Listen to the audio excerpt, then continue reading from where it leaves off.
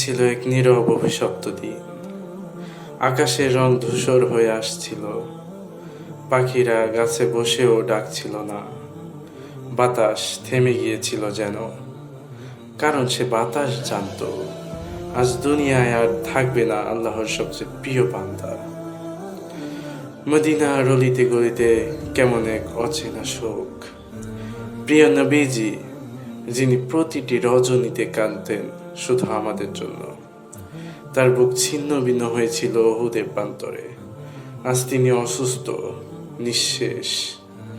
আয়সার ঘরে মৃত্যুশয্যায় শায়িত মহান নবী দুর্বল চোখে তাকিয়ে আছেন, ঠোঁট কাঁপছে, বলছেন আসসালাত আসসালাত। আর শেষে ফিসফিসিয়ে বলছেন আল্লাহুম্মা রফিকিল আলা। শরীর নিস্তেজ হয়ে যায়, জীবনের শেষ আলোটুকু নিভে যায়। মহাবিশ্ব আজ নিঃসঙ্গ। ওমর রাদিয়াল্লাহু আনহু বলছেন, রাসূল মারা যাননি, কেউ বললে আমি হত্যা করব তাকে।